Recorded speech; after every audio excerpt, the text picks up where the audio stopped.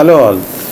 In this video what we'll see is a graphical GUI based application completely built for NPU, that is the neural engine from Intel, and it would run completely on a browser. But with respect to how we are developing the application, the core principle is that we are using Streamlit for our application as a front end, and we are running the application with the help of Python itself. So what we are doing, we have used OpenVINO as our support mechanism for bringing in the XML file that's being needed, which acts as a brain for our application for inference. And the drug lipophilicity, that is the drug criterion or the lipophilicity of a molecule, is being done with the help of this application. But the changes is that you can select multiple options that are available in your list that's been given. So the strings are given, they're provided, and you can check for it. The first application that we did was an exercise to get started with NPU, but this is a full-fledged application which is completely has a GUI front end, and you are able to integrate it with any kind of application.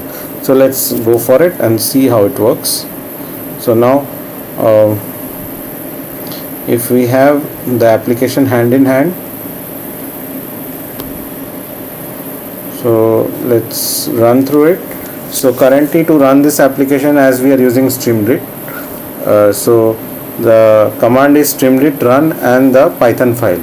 So in our case, the application name is app.py, and as we hit enter for this, the application will open up. Okay, you see the application is currently running. Shared usage is completely 0 right now, and when you start with predict lipophilicity of this particular smile string, if you click on it, you will see that the shared memory utilization has changed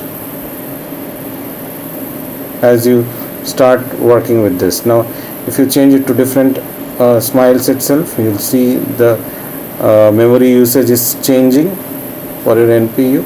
If I click on it, you will see the utilization factors also. So this application that you see is currently completely running with a GUI interface, and it is getting the drug lipophilicity of a molecule as well as creating the images of it. Okay, so again we have to go through it, and I will click on you will see that there is a utilization of the NPU as an application. The shared memory is being used over here. Okay, so I've seen a complete application that uses NPU as your backend inferencing tool, and we are having a complete GUI app.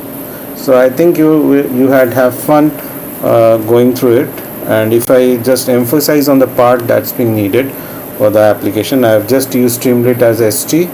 Now again the same thing, that is the model path being given XML file, and we are compiling the model in NPU.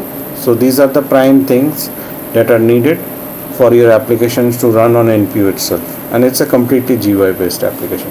Again, if we go back, you can see you have different compounds. You check for it, you just check again with the lipophilicity, you are able to see the molecule as well as get the solubility structure or the predicted solubility format of it. So thank you for watching. More series to continue, and I think you would have a good learning experience as I also learn and share my work over here. Thank you.